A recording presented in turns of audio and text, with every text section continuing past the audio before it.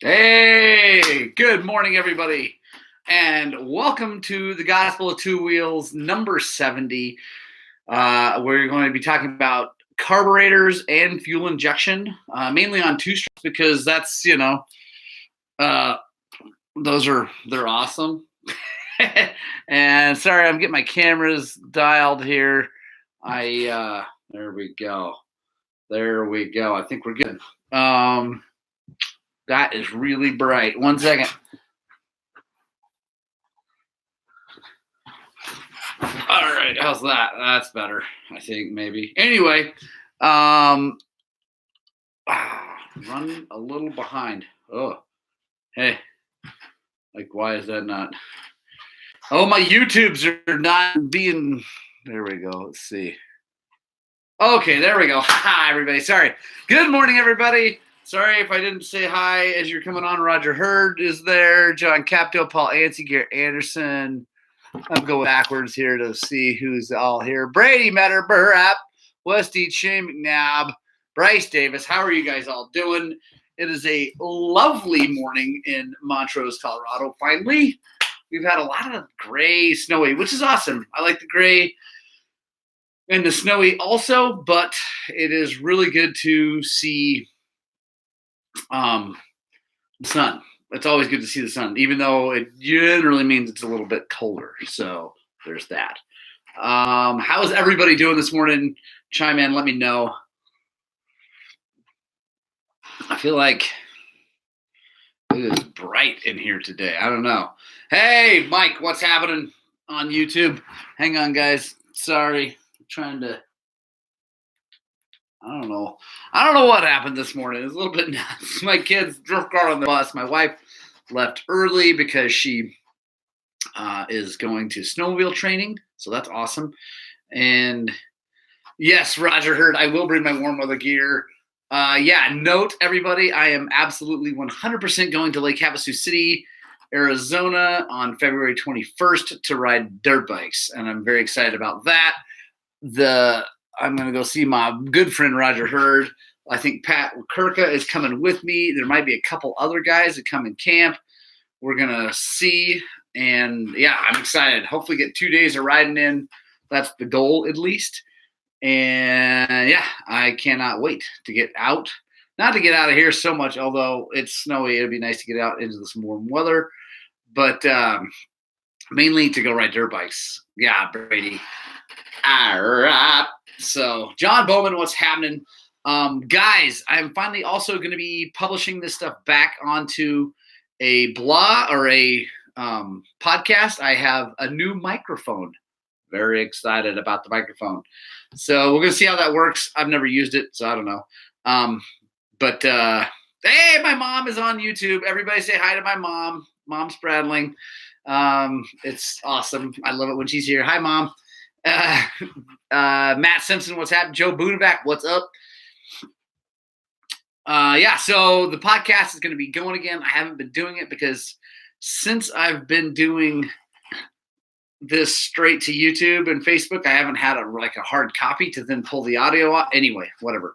So now I'm going to have audio, and hopefully I'll have better audio for some other stuff and for interviews. I'm really looking forward to that. We got an interview coming up with a lady named Ashley Brown, who owns, I think it's Grand Valley Adventures and Rentals. And anyway, they rent dirt bikes and things like that and do guided rides up in the Grand Junction area. And so that's awesome. And she is putting on a big women's dirt bike awesomeness thing this summer. And we're going to help promote that.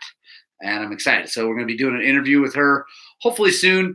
It'll be available on the YouTubes, whenever that's done. So it's not going to be a live deal just for timing purposes. So, Roger Hurd, we will absolutely do a live from Havasu.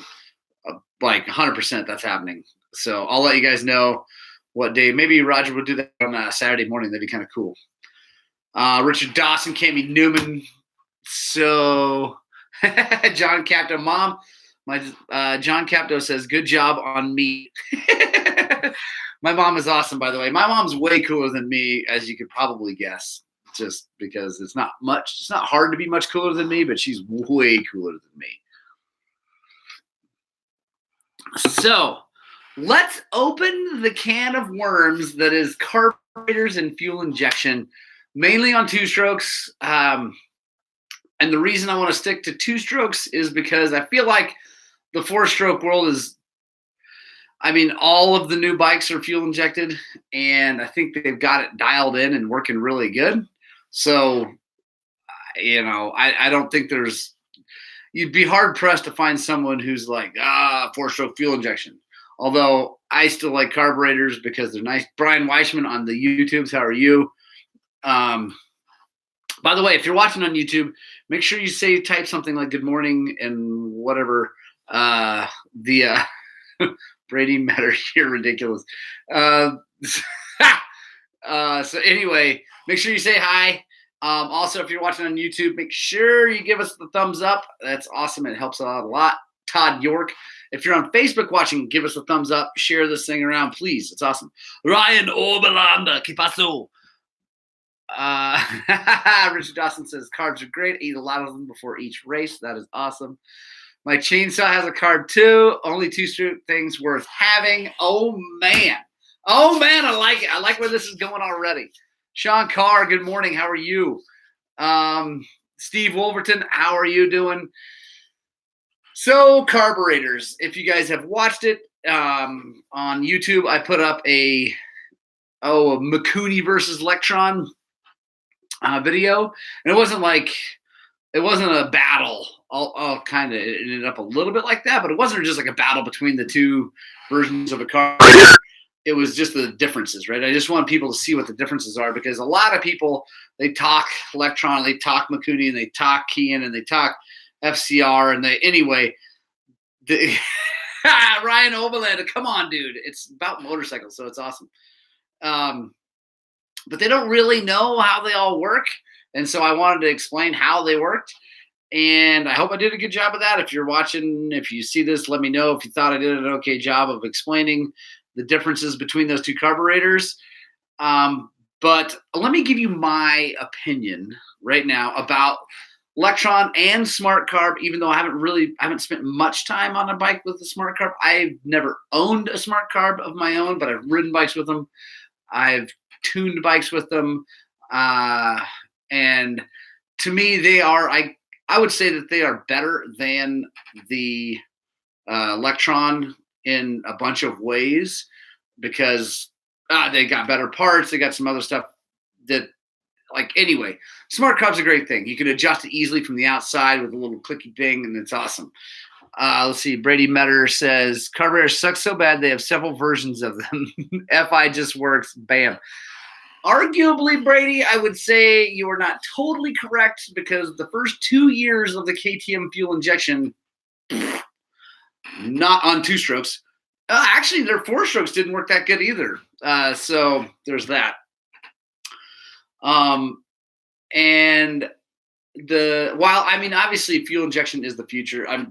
As much as I want to hold on to the past and my love of gravity feeding fuel instead of fuel pumps and all the things that I love about carburetors, I know that that's where it's going. I get it, whatever.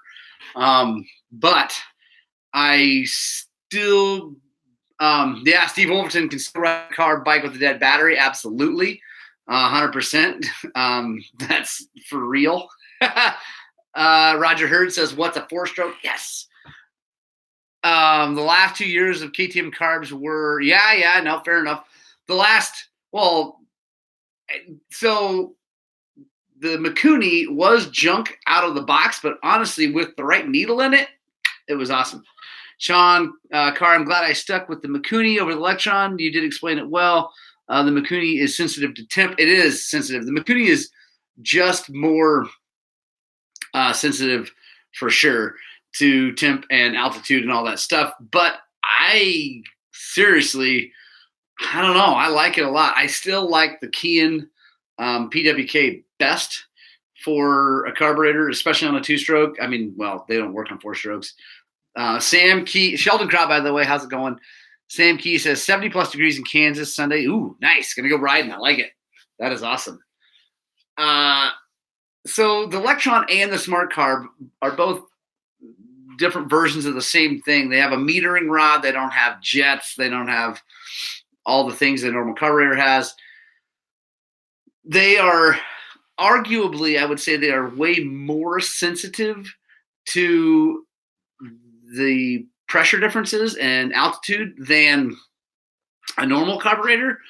And in that sensitivity, they're able to like work better, like right, or work in a broader range, right? Because they're so sensitive, when there's more air, so you're lower elevation, lower temperature, whatever, more so there's more air coming through the venturi of the carburetor, it pulls more gas and it works whatever. So that's why they work well.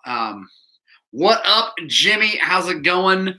Garrett Anderson, I thought about Electron on Tori's 300, but it's more about laziness. Her Mikuni seems to run pretty well most of the time. I agree. I would say that the Mikuni on my 2018 250 XCW is like primo. The way it runs, I like it a lot. My problem with fuel injection, like across the board, like the reason I'm not just like a huge supporter of fuel injection on dirt bikes is, first of all, it makes them heavier. I know they fixed that with making everything else lighter, so whatever, I get it. But you're relying on pumps and all these filters and all the stuff that I keep seeing fail a lot, and that's not awesome. Brady Metter says my F5 works all the time. No metering rod, doohickeys, no brass, no fuel screws, just push a button and ride. I get it. I like that a lot. And that's generally what I do on my both my two-stroke dirt bikes. I just get on them and ride them. I don't mess with them. I mean, if I go to race in California, yeah, I change the main jet. If I go to race in Oklahoma, I change the main jet. But I don't change jets in my local area ever. I just ride them. I totally get the benefit of fuel injection. I just keep seeing it fail. As a shop, you just see, I don't know, you see all the bad stuff, right? It's like being a cop. You see all the bad parts of the world all the time, and it's just the way it is. But I personally, so back to the carb. I know you fuel injection guys would keep bringing it. That's awesome. And like I said, I get that it's the future, but hold on. Let me get back to my original thing, and then we'll go forward on two-stroke fuel injection. So between the two carbs, I like the Mikuni / Kian, because I really like the Kian the best. But I had a Mikuni and an Electron in front of me. It was easier to do. So between those two, the Mikuni and the Kian seem to snap and be more crisp than the than the Electron or the Smart Carb, and I like that about it. Brady says it's not the future; it's now. It's now for some ways, and actually, I would say that KTM got the fuel injection thing sorted out on the 2020s. So yeah, I think you're right. And yes, I still have a hand crank starter on my van. Yeah, Brady, that is a wonderful point.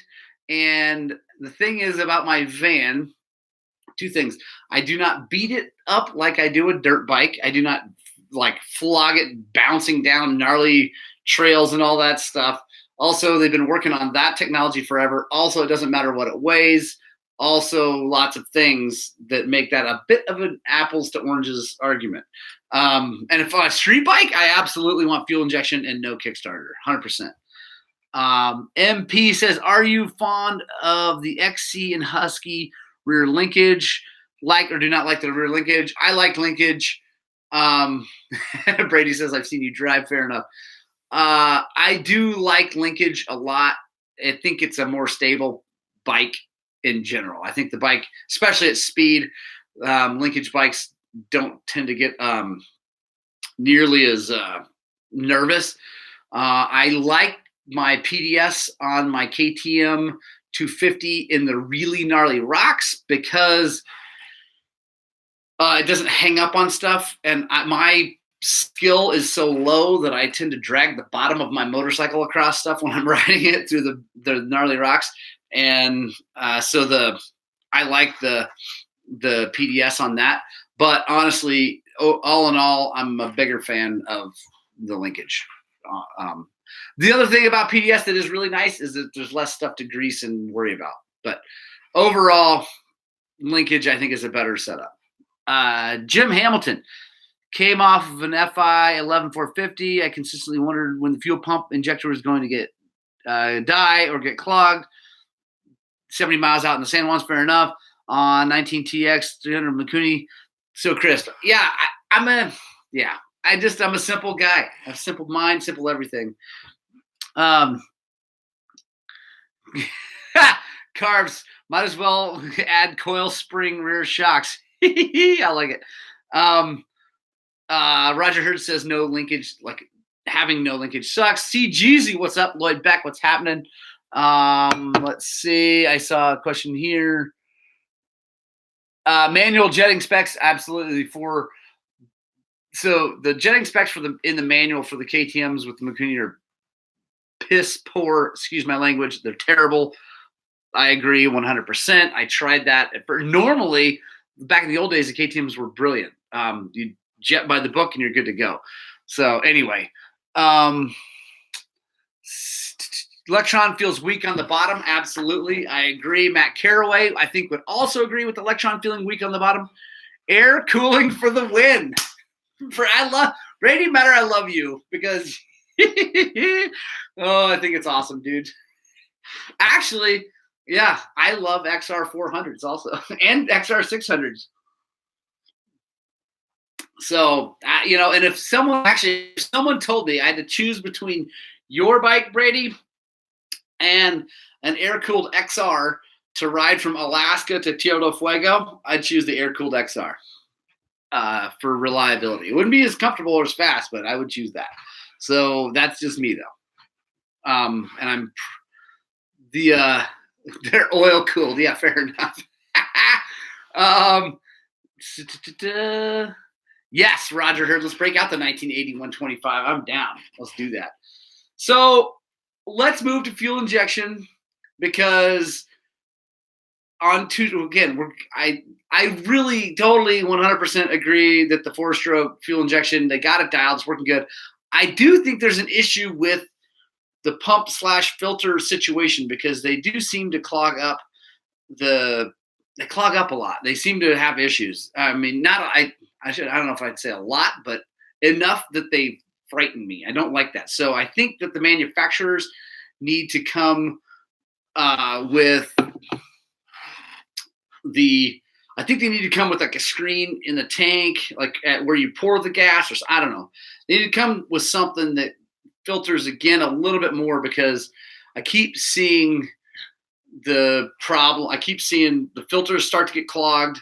And maybe it's because people aren't changing them enough. I don't know, but I don't know. It seems to happen a lot.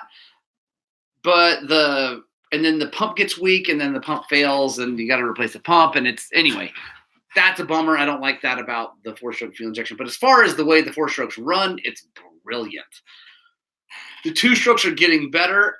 I personally would really like to see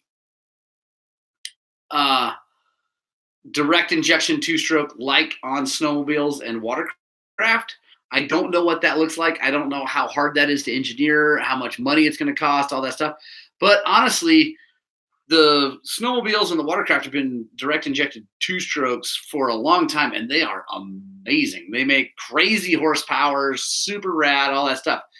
I just don't know when that's coming, but I think the current version of it is old. Yes, Matt Simpson, left kick, right shift. Hey, did you guys see that Speedway bike that was at the shop? That thing was awesome. Jimmy says he's got years on 4-strokes, no issues with pumps. Stay on top of maintenance. Yeah, I agree. Stay on top of maintenance 100%. Jimmy, like that is for sure the way to make it work. So Brady, that's good. I just, as a shop that gets lots of them in, we replace a fair amount of pumps. I had a video on the KX 450. It was a pump failure. It was old, probably not taken care of well enough, but It's a thing. Let's see. Brian Weishman, I run JD on my Beta 300, runs perfect. When I go to Colorado, jet to 7K, and it's good all the way to 10. You can never go wrong with simple. I'm with you. I like keep it simple, stupid KISS like setup very, very much. And I like the fact you guys are chiming in that have had no problems. I think that's awesome. And I know so here's a good one. We had a friend and customer that had an O2 CRF 450R, arguably the worst 450 ever, like really hard to ride, and had horrible valve problems. That dude was fast. That's all rider because, it's the rider, not the bike. But then also never had a valve problem, not ever once. So it happened. And he never maintained it either. Like the air filter was always a mud ball. So he didn't change the oil very often. It's a thing. So Roger, here's the dirt in the tank issues at Zip Tie. They made a pre-filter, and they make them. I just think it'd be cool.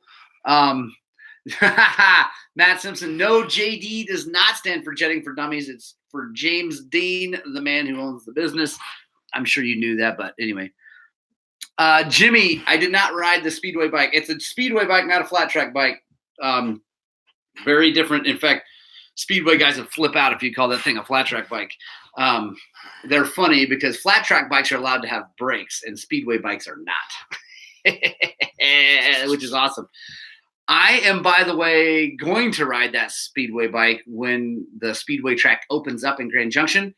I guess they are working on that right now. I'm really excited to go do that. I mean, I'm going to wad my brains up, I'm sure.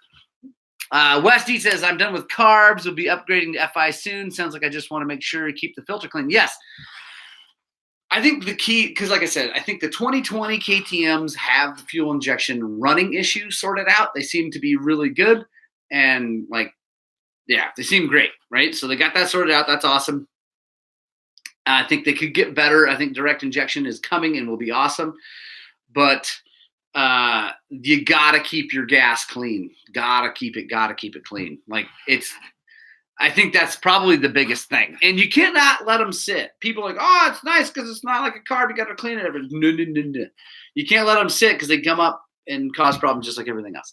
So I missed a whole bunch of questions or things here. So Eric Brian, I've been stranded a couple times with for KTM 4-stroke pump. There we go. Zach Mathis, does your KTM overheat when getting into technical sections like in a log patch? No. My 250 KTM does not overheat. The only time I overheated it was in the mud at the Gold Rush because I suck at riding in the mud. Generally, no. We'll see. So Thomas Human, buy good gas, pre-filter. You can never have any injector screen issues. Yeah, there you go. Hey, West East, get to work. Have a great day. Garrett Anderson says, I try to ride my bikes a little every week or so, even if they aren't being ridden. Yeah, that is a good idea. Also, you can throw, my bikes right now have a little bit of 100 low lead avgas in them. Not straight, but just some in with the tank to help keep the gas in good shape. Jimmy, my apologies. How does the ECU communicate with the relays mod bus? Which one are you talking about? Jimmy, clarify first of all, what are you apologizing for? Don't apologize for having a great bike and taking good care of it and it working. Never apologize for that. So Bubby says, I have an 04 CRF 450X. Any common things that go wrong with them? Valves. If you haven't replaced the valves, you will eventually.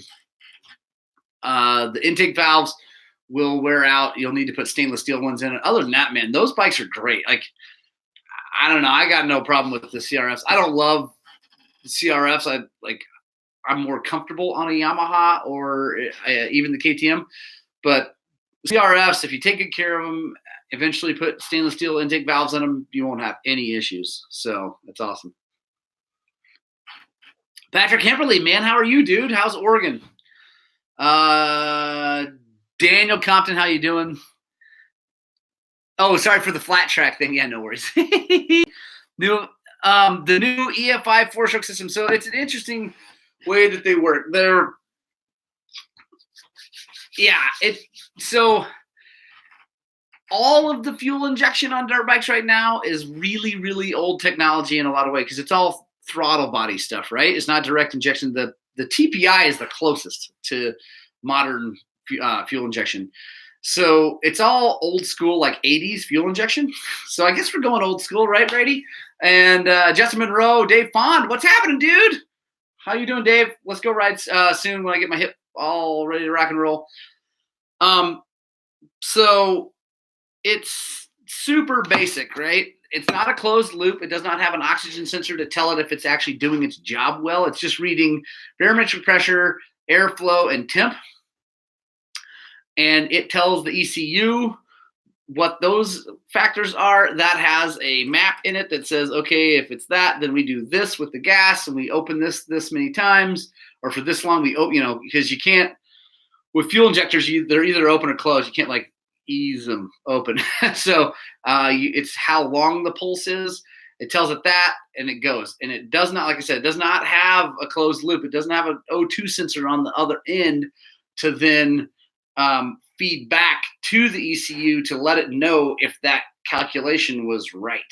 That's the problem, honestly. And that's why I don't like, they do work pretty good, but they're not like your car. But it's like, oh, it's like your car. Well, no, it's not.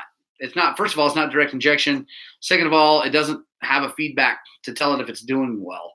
And then as far as relays, like the KTMs just have relays that when it senses the crank moving, so the crank position sensor, when it feels movement, it clicks a relay to turn on the fuel. Well, not turn the fuel pump on, but give power to the fuel pump and the ECU. So that then it can turn it on. And so, Dave Dessel, what's happening? You're my new neighbor very soon. I'm so excited. That's going to be awesome. AP on YouTube, what is happening? Andy, do you think a Jap brand will come up with a serious two-stroke enduro bike? I don't know. I would all of us who ride and love Yamahas would love that to happen with the YZ250. John Head, what's happening? But I don't know, man. I'm kind of giving up hope. Honestly, it's sad. Justin Monroe, how are you, man? It's kind of sad, but I'm sort of giving up hope that they're actually going to come out with a legit enduro bike. I don't know. I'm not giving up all hope. So I'm really hoping so.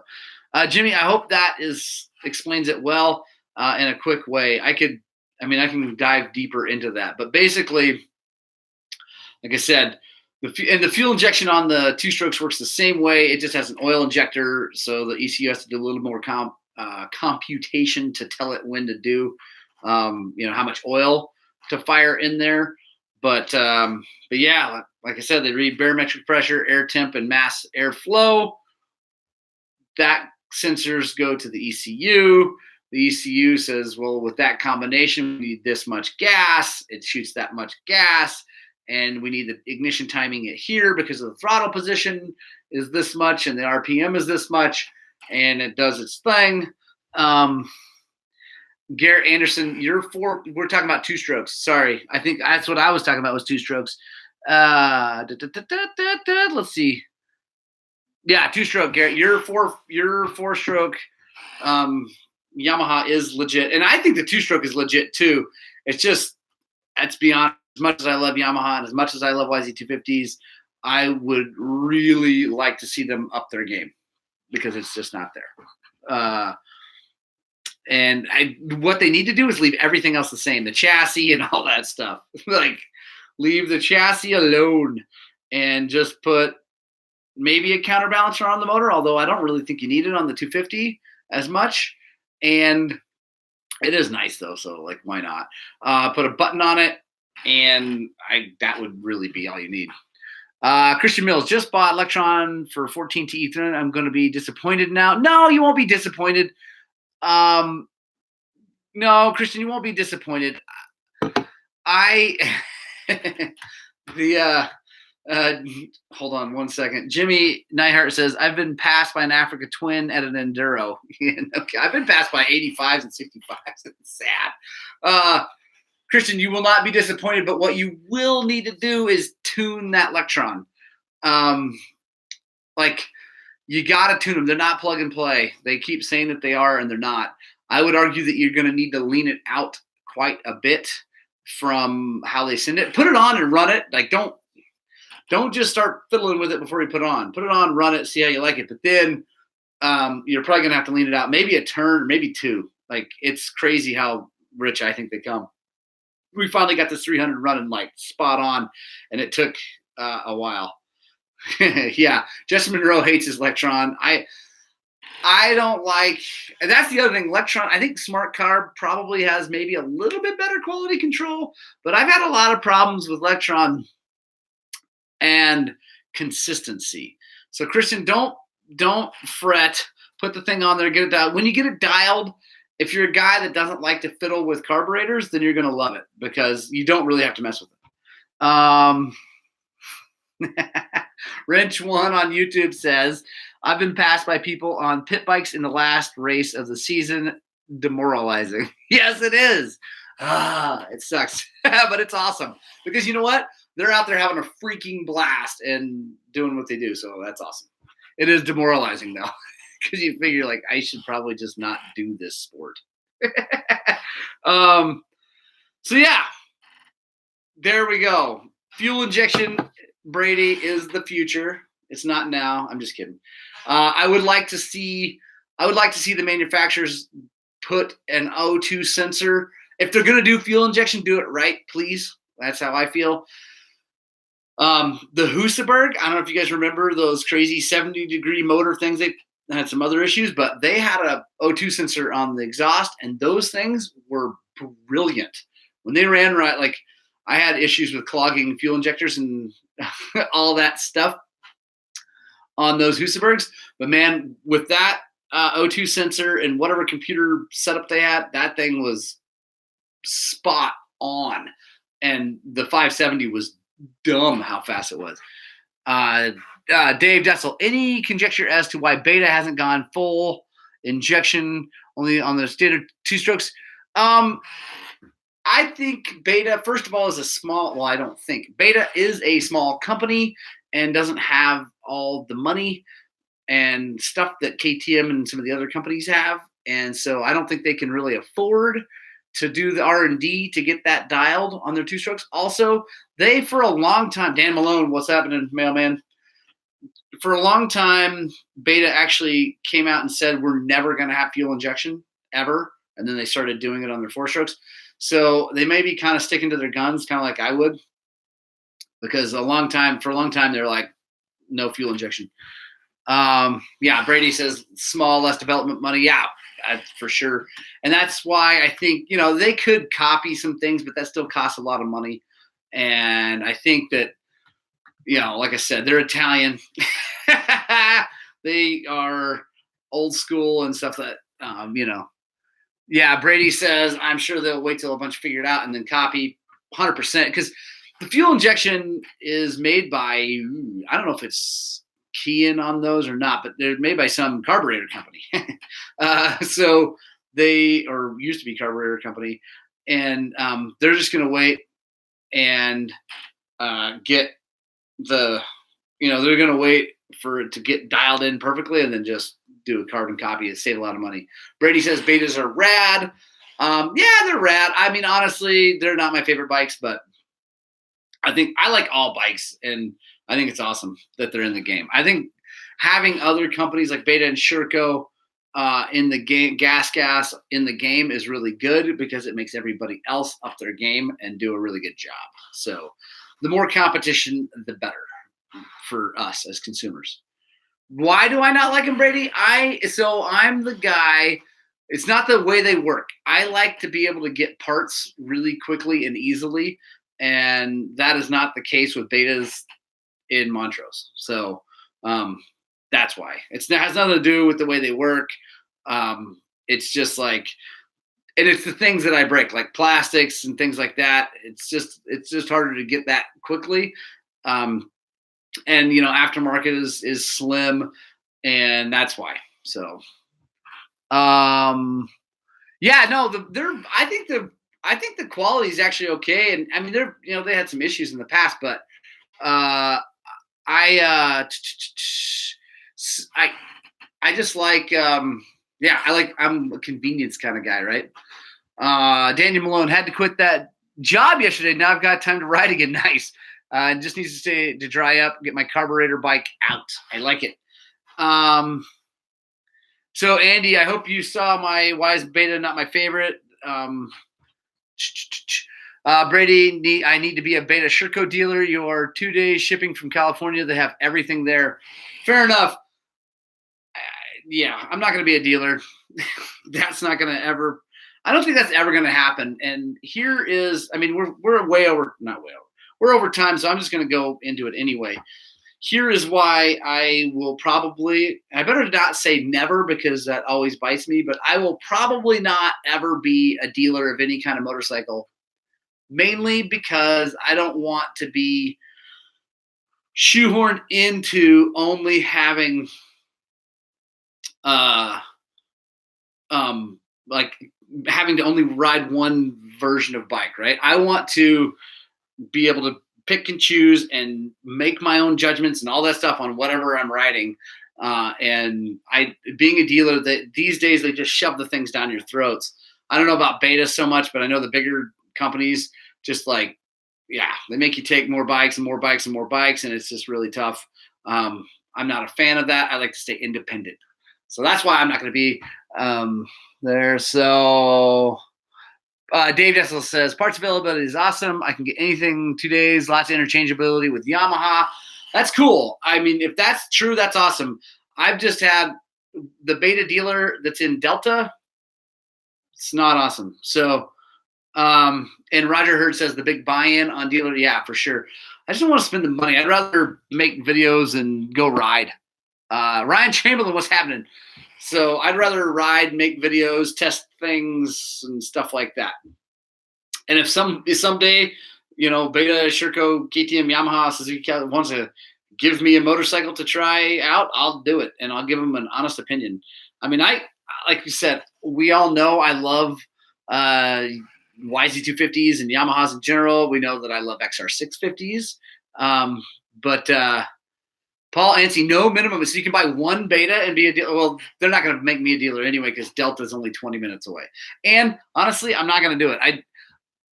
I like my bikes, the ones that I have, better. I've ridden some betas until I'll try a 2020 when someone brings one by, and I'll absolutely try it out with an open mind. But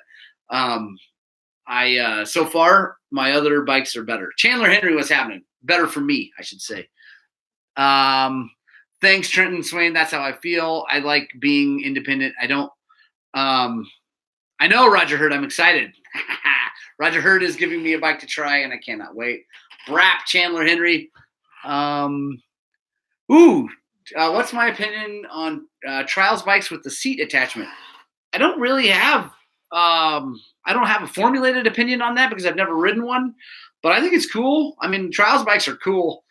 And if you want to be able to sit down and kind of putt around and like go further, maybe do some exploration and like cutting new trails in and things like that, I think that would be really cool to have a seat on it, because having to stand up is, I mean, it's great for a while, but it would get really old. So yeah, and and I want people to understand that I'm not like bagging on beta. I'm a convenience guy, and I like to be able to get all the aftermarket stuff and stuff like that. All right, who's my winner? Chandler Henry asked a question. And first of all, Roger Hurd says any dirt bike is cool, 100%. Chandler Henry says, who's your winner for the SX for the 450s? Well, I said 460s, but I know he means 450s. I honestly think and hope that Ken Roczen crushes it again. I really like to see K-Rock continue to do well. Tomac had a pretty decent race last race, but I think Ken Roczen has it on lockdown. Chandler Henry, don't be sorry, dude. I mistype things all the time. No worries. Yeah, Roxon for sure. Yeah, everybody's saying Roxon. I just want to see Ken win. It's just like so awesome. It just way cool. So guys, it's 8:10. I do need to boogie. I got a lot of work to do. Shop is really picking up because the days are getting longer. Spring is coming. Thank you guys so much for watching this Punk Rock Club. Thank you for watching all the way to the end. I love it. I really appreciate it. Let me reiterate that I think all dirt bikes are the best. I just have my personal preferences on things, and I will always, Fernandez, that's awesome. I will always ride another one with an open mind and try it out. So if anybody, Paul, I know you're bringing your X Trainer. Let me ride it. Actually, I've never ridden an X Trainer. I'd like to ride it. So guys, I really, really, really, really appreciate you. I love you all. Spread the gospel of two wheels. All bikes are awesome in whatever way. If you love it, then that's the most important. The best rider is the one that let me start that over. The best dirt bike rider is the one that's having the most fun. So that's the most important thing. Guys, I love you. Have the best day ever. Keep commenting on this. I keep looking at them. If I get more comments, I look at them. I'll answer them. If you're YouTube, Facebook, whatever. Thank you guys so much. If you're watching on YouTube, please hit the like button, share this thing, subscribe if you haven't, and get out. Spread the gospel of two wheels. And most importantly, please find some stinking time to ride your dirt bikes.